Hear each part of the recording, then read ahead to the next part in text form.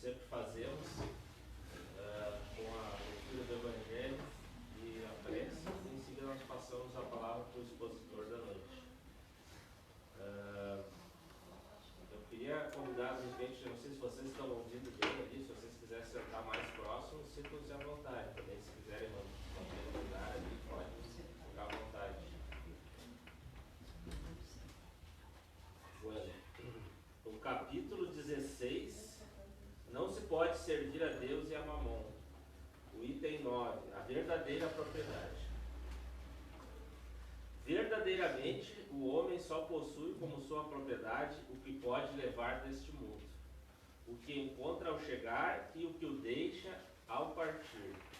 Ele desfruta durante a sua permanência na terra, mas, visto que é forçado a abandonar tudo isso, ele tem apenas o seu usufruto e não a posse real.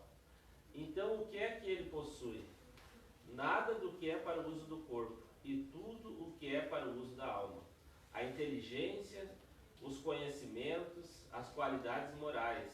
Eis o que ele traz e o que leva consigo, o que ninguém tem o poder de lhe tirar, e o que lhe servirá mais ainda no outro mundo do que neste. Unicamente do homem depende estar mais rico ao partir daquilo que ao chegar na terra, porque do que ele houver adquirido em bem, resultará sua condição futura. Quando um homem vai para um país distante, ele arruma sua bagagem com objetos que tenham uso naquele país, e não com aqueles que lá lhe seriam inúteis. Procedei, pois, da mesma forma em relação à vida futura. Fazei provisões de tudo que nela poderá vos servir. Ao viajante que chega a um albergue, se ele pode pagar, é dado um bom alojamento. Ao que tem menos recursos é dado um não tão bom quanto ao primeiro, e àquele que nada tem é deixado ao relento. Assim acontece ao homem na sua chegada ao mundo dos espíritos. O seu lugar depende das suas posses, mas não é com ouro que ele pode pagá-lo. Ninguém lhe perguntará: quanto tinhas na terra? Que posição ocupavas? Eras príncipe ou operário? No entanto, lhe será perguntado: o que trazes? Não se calculará o valor dos seus bens, nem dos seus títulos, mas a soma das suas virtudes. E de acordo com esses cálculos, o operário pode ser mais rico que o príncipe. Inutilmente, o homem alegará que antes de deixar a terra pagou em ouro a sua entrada, pois ouvirá como resposta que ali os lugares não são comprados, mas ganhos com o bem que se fez, que com a moeda terrestre ele poderia comprar terras, casas e palácios, mas ali tudo se paga com as qualidades do coração. És rico dessas qualidades? Sê bem-vindo e vai para o primeiro lugar onde todas as felicidades te esperam. És pobre? Vai para o último, onde serás tratado de acordo com as tuas posses. Os bens da terra pertencem a Deus, que os distribui de acordo com a sua vontade. O homem apenas usufrui deles. É o seu administrador, mais ou menos íntegro e inteligente. Uma prova de que eles pertencem muito pouco ao homem é que Deus frequentemente anula todas as suas previsões, fazendo com que a riqueza escape daquele que se acredita com os melhores títulos para possuí-la. Direis, talvez, que isso é compreensível em relação à fortuna hereditária, mas que o mesmo não acontece com a que o homem conseguiu com o seu trabalho. Sem dúvida alguma, se há uma riqueza legítima, essa é a que se adquiriu honestamente, porque uma propriedade só é legitimamente adquirida quando para conquistá-la não se prejudicou ninguém. Serão pedidas contas até de 1 centavo mal adquirido em prejuízo de alguém. Mas por que um homem deve sua riqueza a si mesmo? Terá alguma vantagem ao morrer? Os cuidados que ele toma para transmiti-la aos seus descendentes frequentemente não são inúteis? Pois se Deus não quiser que eles a recebam, nada poderá prevalecer contra a sua vontade. Poderá ele usar e abusar da sua fortuna impunemente durante a sua vida, sem ter que prestar contas? Não, porquanto, permitindo-lhe adquiri-la, Deus pode ter requerido pode ter querido recompensá-lo durante esta vida por seus esforços, sua coragem e sua perseverança. Mas se ele serviu-se dela apenas para a satisfação de seus sentidos e do seu orgulho, se ela se tornou em suas mãos um motivo de queda, valeria mais não tê-la possuído. Ele perde de um lado o que ganhou de outro, anulando o mérito do seu trabalho, e quando deixar a terra, Deus lhe dirá que já recebeu a sua recompensa. Espírito Protetor, Bruxelas, mensagem de 1868. Agora eu convido a todos a fechar os olhos brevemente, por alguns segundos, elevando os nossos pensamentos, os nossos mais nobres sentimentos a Jesus e a Deus. Primeiramente agradecendo a eles pela oportunidade de aqui estarmos nesta casa de caridade e pedindo a Jesus que ao aqui chegarmos em busca de um esclarecimento, de um consolo, que ao ouvirmos a exposição dessa noite, ela possa servir para nós como um aprendizado, como um consolo, como um esclarecimento. E que também nós sejamos todos, aqueles que aqui estão e aqueles que aqui não puderam estar neste momento, envoltos pela tua paz, pela tua luz, pelo teu amor e pela tua proteção. E que assim seja. Agora nós passamos a palavra para o nosso irmão Cássio, do Centro Espírita Dom Feliciano, de Taquara, que vai nos falar sobre a lei do aborto. Uma saudação a todos os presentes, sejam espíritos encarnados por nós, ou desencarnados, como dirigentes espirituais dessa casa. Dizer a nossa satisfação de retornarmos a esta casa, onde nós encontramos os trabalhadores dessa seara, vibrações em sintonia com a proposta do trabalho de hoje, vibrações de amor no que fazem e por quem fazem. A proposta nossa de estudarmos o Evangelho, seu capítulo 11, amar o próximo como a si mesmo, a lei de amor, ela vem muito particularmente na nossa ótica por ser o resumo da proposta de Cristo e da proposta do Espiritismo. Esta leitura evangélica inicia nos dizendo que o homem, no princípio, primitivo ainda, só tem instintos.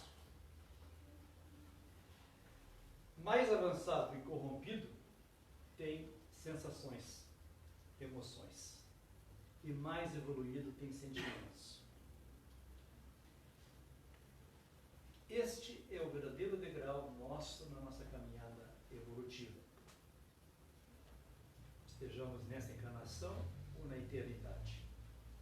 Já tivemos, no início da nossa caminhada na Terra, o primitivismo, onde nós, como o homem das cavernas, agimos muito mais por instinto, instinto de preservação, instinto de reprodução, e nós nos desenvolvimos assim conforme a era que vivíamos. Hoje, a maior parte de nós está no segundo estágio, o estágio das sensações e das emoções, com os sentimentos ainda um pouco distorcidos. E ele fala aqui que o verdadeiro sentimento é o amor,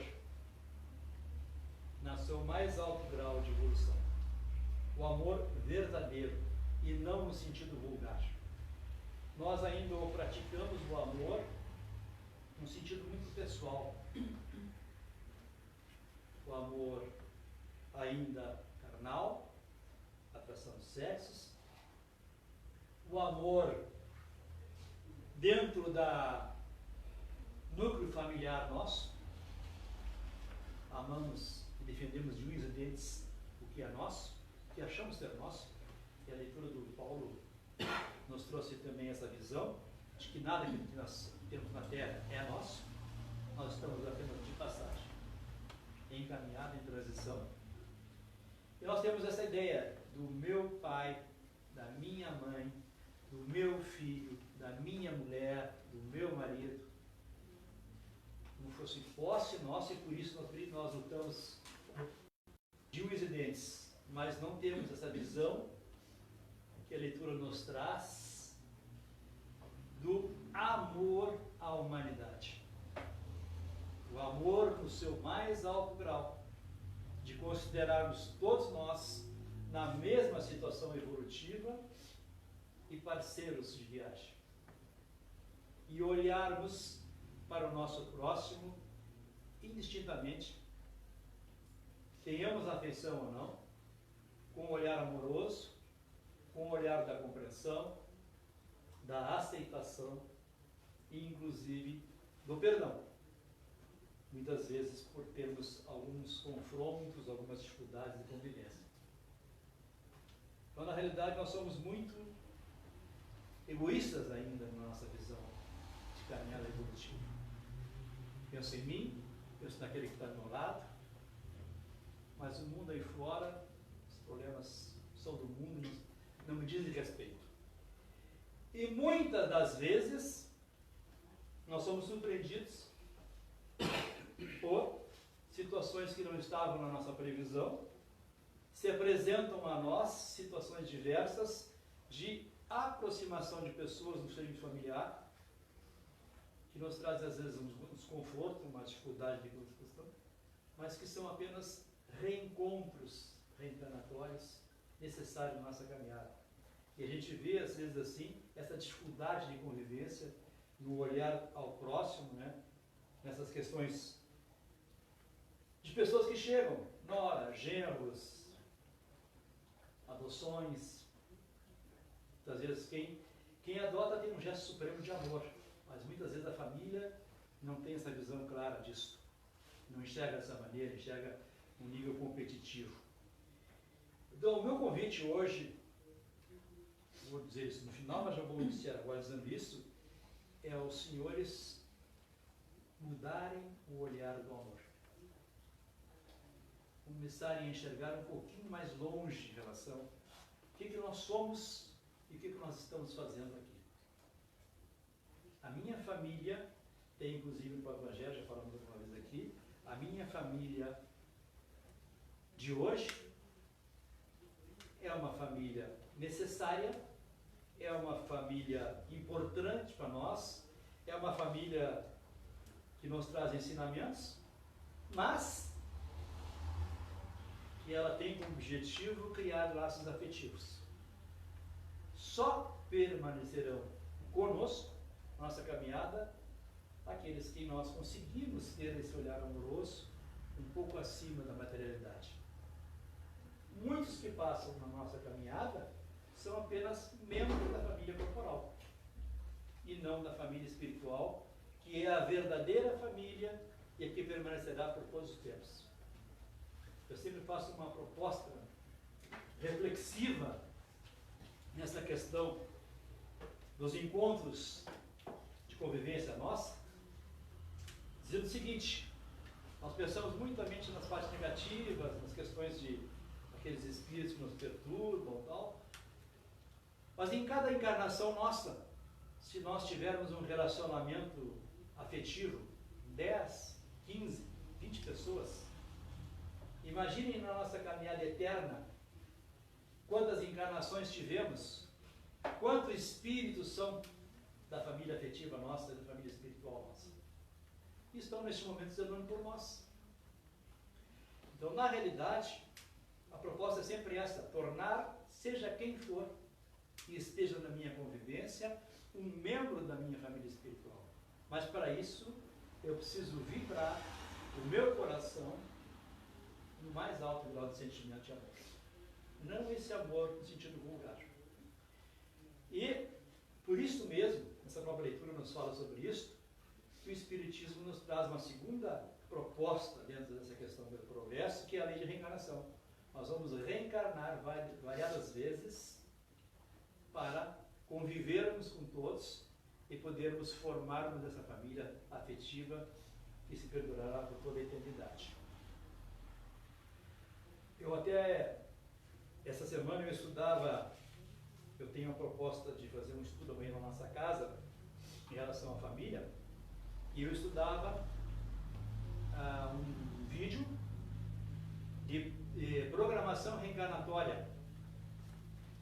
E neste vídeo aparecia justamente isso, um espírito afetivo daquele espírito reencarnante, o orientando no sentido de que ele retornasse à Terra, que era necessário retornar à Terra, que ele tinha por necessidade de alguns reencontros, mas que ele ficasse tranquilo, porque a sua reencarnação estava proposta dentro de uma família amorosa, que tinha conhecimento do espiritismo, e que ele seria bem-vindo, seria bem tratado, bem cultivado, para poder cumprir com a sua proposta. E o espírito estava relutante, com receio de retornar, e conversava com o membro, mas como é que eu vou enfrentar os problemas lá, se eu não vou ter vocês por perto e tal? Aí a pessoa dizia assim, não, sempre que te fizer uma prece e tal, elevar teu pensamento pedindo auxílio, nós vamos estar presentes, tu vai nos ouvir, nós vamos estar sempre perto de ti. Mas o mais importante de tudo, que dizia essa proposta reencarnatória, tu leva consigo algumas armas que serão usadas na tua caminhada reencarnatória. E aí citou várias, entre elas, se não me engano são 14, mas algumas ficaram mais gravadas na minha memória. Falava da questão de uma consciência limpa. Tu vai ter a necessidade de usar essa arma da consciência limpa, tal. Aí, inclusive, o Espírito perguntava isso, mas como é que isso vai acontecer? Tal, não. Sempre tu vai ter um caminho de escolhas, e a tua consciência vai te acusar, no sentido de que a tua escolha está sendo positiva ou negativa para ti na caminhada. E no final do dia tu vai ver se a tua consciência está tranquila em relação àquilo ou se está pesando alguma coisa. E assim foi citando algumas situações de coragem, de paz e tal, mas eu queria deixar claro para os senhores, que eles diziam isso aí, diz assim, mas como é que eu vou me lembrar disso? Aí a pessoa dizia, o Espírito preparando dizia isso. Você vai lembrar, porque tudo isso está no seu coração. Traz o germe do seu coração, vai trazer sempre isso. E quando for necessário, vai ser usar. Então, nós trazemos intimamente esse sentimento humanitário, essa visão de amor universal. Está adormecido em nós. Nós precisamos apenas despertá-lo com esta visão um pouco diferente que nós temos hoje ainda, egoística em relação a nós e em relação à família. No momento certo, nós utilizaremos isso, e é esse o caminho progressivo nosso. Eu tenho plena convicção, já ouvi algumas vezes isso em trabalho mediúnico, e tenho plena convicção que nós estamos aqui e continuaremos pela eternidade com o único objetivo de aprendermos a amar. Nada mais do que isso. Nós precisamos urgentemente aprendermos e colocarmos em prática esse sentimento. Tudo aquilo que nós buscamos, a paz de espírito,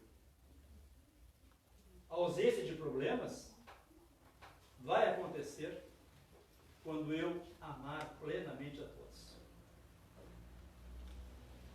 Claro que isso não é fácil, muitas vezes eu sou desafiado nas minhas convicções, naquilo que eu prezo e nas minhas certezas, né? Sem falar nos nossos encontros reencarnatórios de desafetos do passado. Mas também não é difícil. Porque na realidade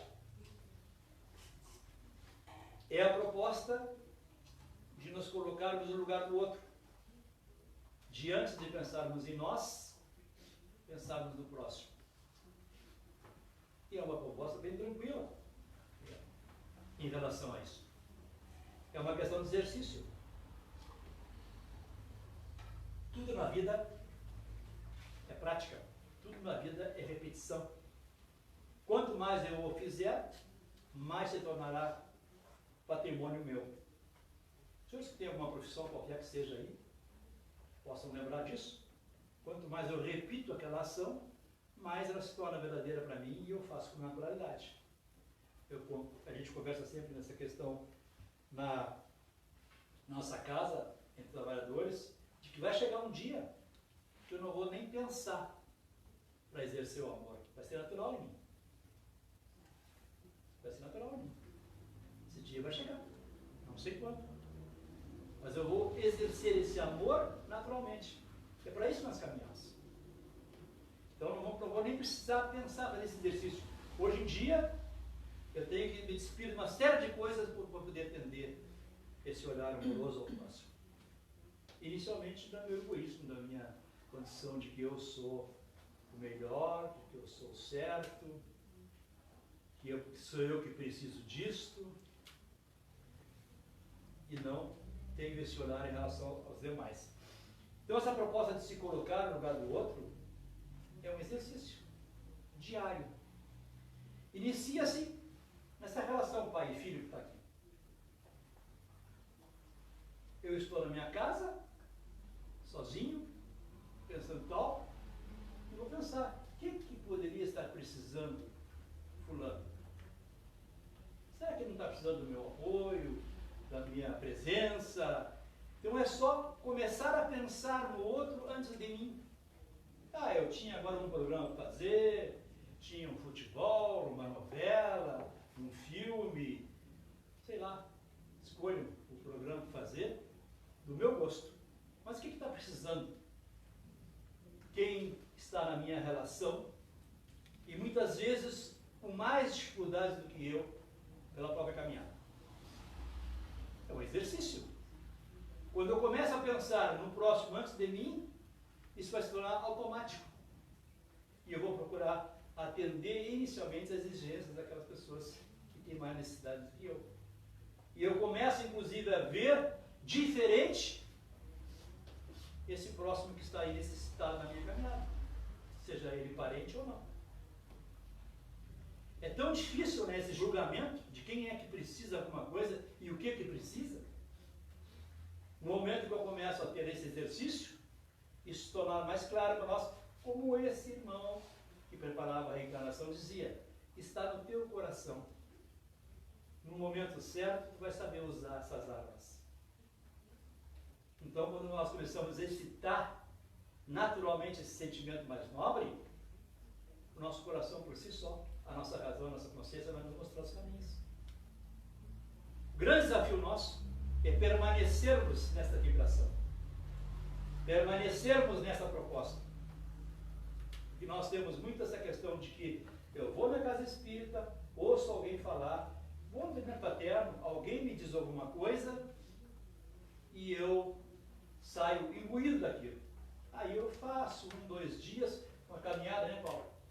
Eu me propus a caminhar, caminho 2, 3 dias, o quarto se torna difícil. Porque eu estou preso ainda às minhas crenças e maneiras de agir antigas. Então essa mudança de proposta, mudança de atitude, ela necessita de nós coragem e vontade. Não é difícil. É começar a exercitar isso em nós. E a leitura nos fala aqui, ó, o espírito deve ser cultivado como um campo. Nós estamos justamente aqui nessa coisa agora cultivando esse espírito. A cada dia dando a ele uma nova virtude, uma nova qualidade, para que ele possa caminhar progressivamente para o seu destino, que é a da angelitude da pureza. Todos nós chegaremos. Parece uma coisa utópica hoje, né? Mas seremos espíritos puros, com certeza. E os efeitos da lei do amor são o aperfeiçoamento moral da raça humana e a felicidade na vida. Aquela felicidade que nós buscamos, nós vamos encontrar no servir. Hoje mesmo eu conversava com uma pessoa do transporte escolar da minha menina interior, e ele me falava assim sobre que ele até não é espírita, ele tem uma linhagem de uma igreja evangélica, e ele me contava que ele é doador de sangue e que a igreja dele promovia seguidamente uma convocação. Vocês todos que estão aqui amanhã vão doar sangue e tal, a van passava na casa das pessoas, levava a doar sangue, e que faziam isso seguidamente, que não tem feito mais, e que ele tem sentido falta. E ele disse uma coisa importante: cada vez que eu fazia isto, o prazer, a felicidade, a pureza de alma era fantástica. Um simples gesto, estender um braço e dar algo meu para alguém. Então ele dizia, ali eu encontrava a justificativa da vida. Cada vez que eu servir, que eu fizer bens, fazer o bem, cada vez que eu servir, fizer o bem ao próximo, eu vou encontrar aquela felicidade que eu busco em muitas coisas e não acho. Esta é a proposta amorosa de Cristo. Amai-vos e amai o vosso próximo como a si mesmo. Tem ali, inclusive, amai-vos e instruí-vos, né? Amai bastante a fim de serem amados. Só seremos e que teremos o amor que buscamos quando amarmos. Existe uma lei direta na nossa relação de ação e reação. Eu vou receber, com certeza, aquilo que eu proponho. Se o meu caminho é da injúria, da violência, ela retorna a mim. Se o meu caminho é da maledicência, ela retorna a mim. Da mesma forma, se o meu caminho é do amor pleno, em relação ao próximo, esse amor retornará a mim. Então, para ser amado como eu quero ser, inicialmente eu tenho que amar.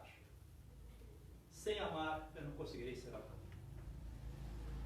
Mas não amar no sentido vulgar. Amar plenamente. Amar sem restrição. Eu já disse aqui na casa um dia, e isso é uma coisa que não está em nenhum livro, que eu tenho plena convicção de que no futuro não tão longe assim, nós não estaremos amando por sexo. Amando por ser homem, por ser mulher, diferente. Nós vamos amar indistintamente a todos.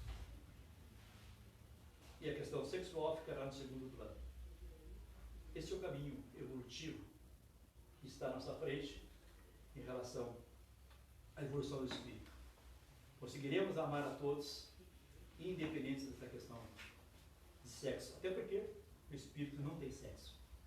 O espírito, ora, reencarna num corpo feminino, ora num corpo masculino. Então nós temos que ter esse horizonte, esse olhar mais amplificado em relação ao amor. Amarmos as pessoas pelo que elas são e não pelo que elas representam para nós. Amar no sentido profundo da palavra é ser leal, probo, consciencioso, para fazer aos outros o que queria que se fizesse para si mesmo. É procurar ao redor de si o sentido íntimo das dores que oprimem vossos irmãos para abrandá-las. É encarar a grande família humana como se fosse a vossa família. Veja, não foi eu que disse isso, está aqui no Evangelho. Encarar a grande família humana como se fosse a vossa família.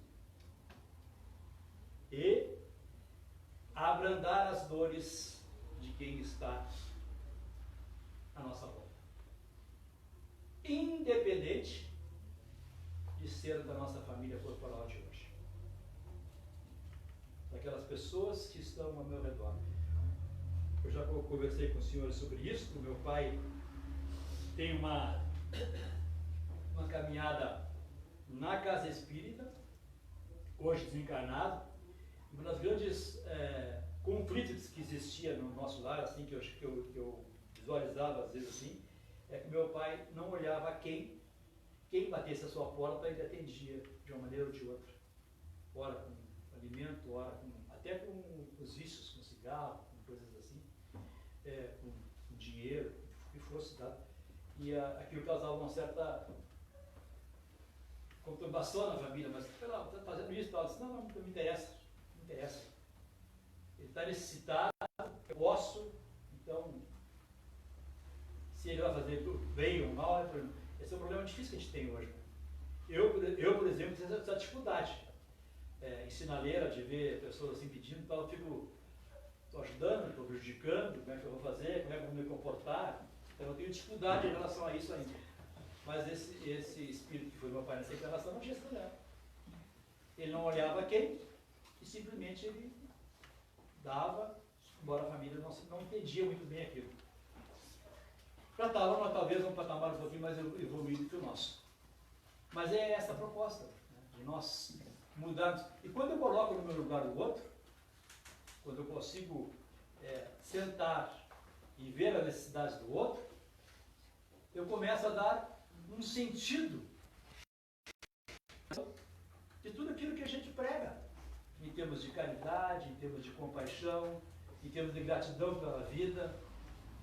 Porque na realidade existem várias leis morais dentro das leis divinas, e uma delas é a lei de sociedade, onde nós vivemos e necessitamos uns dos outros. Então nós temos várias maneiras, né, de trabalhar isso. Uma coisa grandiosa que a gente vê nesses relatos aí das pessoas é os trabalhos voluntários, de pessoas que já chegaram a um certo nível de caminhada e se doam o seu tempo, a sua habilidade em prol dos outros, sem querer nada de retorno. Então isso é fantástico. É tu te colocar na necessidade daquele outro, porque eu sou muito bom no juízo, né? No julgamento. Ah, tu vê ainda, né, fulano fazendo isso. É muito fácil, né? A gente coloca no lugar dele. Será que bem pouco atrás eu não fazia pior? Então, na realidade, nós não temos que julgar ninguém. Não cabe a nós esse julgamento. Até porque nós temos um julgamento da tendência da maledicência, que é um mal muito grave do espírito nessa caminhada. Deixar aí as coisas e tal. Mas, se eu não conseguir ajudar, pelo menos que eu não atrapalhe. Mas sempre pensar nesse sentido, de que por que será que está agindo assim? Qual é a necessidade real? Muitas vezes, agora mesmo estava vendo a Silvia falar ali no preâmbulo da questão do suicídio, eu já contei a história para vocês aqui assim, muitas das vezes nós temos pessoas ao nosso lado pedindo pelo amor de Deus socorro em relação à vida, e nós fechamos os olhos, não enxergamos e depois carregamos conosco uma culpa, um complexo. Ah, eu poderia ter feito isso. Aí já é tarde. Então, colocar-se no lugar do outro, olhar para o outro, entender o sentido da vida. Nós não estamos aqui a passeio, nós não estamos aqui para nos acharmos bonitinhos, melhores que os outros, estimular nossa vaidade. Nós estamos aqui para amar na verdadeira concepção da palavra. Sairmos do nosso lugar vaidoso, egoístico, e olhar a todos com o olhar da grande família humanitária. O que eu posso fazer para tornar esse mundo melhor? Eu quero a minha quadra melhor, eu quero o meu bairro melhor, a minha cidade melhor. Agora eu sou o rei de criticar prefeito, vereador, ninguém faz nada, governo, estadual, federal. E o que eu faço? O que eu faço? Eu tinha numa época nós tínhamos, acho que era Santa Maria até que era isso, nós tínhamos o dia do vizinho, nós fazíamos uma reunião da quadra, onde nós fazíamos uma ação comunitária. Então nós fazíamos um almoço comunitário e tal, e era um momento assim, que nós conversávamos assim, sabendo muitas coisas que estavam acontecendo, e de fazermos propostas coletivas, no sentido de melhoramento do nós vivíamos. Então, muitas pessoas ali dizem, o Faltote está falando isso, que nós podemos fazer, tal hora, fazer uma empreitada, esse tipo e tal. Então, era uma iniciativa de buscar soluções Pela própria atividade tua, igual trabalho teu, não esperar que as coisas aconteçam, porque a gente sabe que é difícil. Muitas vezes até demorado demais. Agora mesmo aconteceu um caso, né, que eu fiquei impressionado com o caso. Estou até processando o Supremo Tribunal de um paciente que estava há 11 anos esperando um julgamento e ele faleceu. E aí o advogado entrou com um processo contra o Supremo, colocando o testado de óbito e reclamando que existem alguns julgamentos no Brasil que são rápidos e que o dele demorou 11 anos e ele acabou falecendo e tal, pedindo ressarcimento moral à família, né? E ela, achei interessante que ela dizia isso, assim, que as coisas são tão demoradas, né? Coisas que poderiam ser mais simples e tal. Então, nesse caso, não poderia haver ação maior nossa. Mas tem coisas que nós esperamos e nada fazemos para que aconteça. Então, esse sentido de que a gente possa olhar um pouquinho mais para isso, né? De parar um pouquinho de reclamar da vida, né? Ser um pouquinho mais grato pela vida e de olharmos o sentido real da nossa presença junto às pessoas que eu estou convivendo e no lugar que estou vivendo. Tem uma frasezinha, inclusive, de essas coisinhas que a gente tira para aí, diz assim: o segredo da vida não é tudo que você quer, não é ter tudo que você quer, mas amar tudo que você tem. Por isso, valorize o que você tem e as pessoas que você tem ao seu lado. Nós já se referimos algumas vezes aqui na casa sobre isso, né? Aquela velha história de dizer, eu não pedi para nascer, já morreu há muito tempo, né? Eu pedi para nascer. Eu pedi para nascer daquele pai e daquela mãe. E pedi para nascer naquela família. Eu fiz uma programação reencarnatória para isso.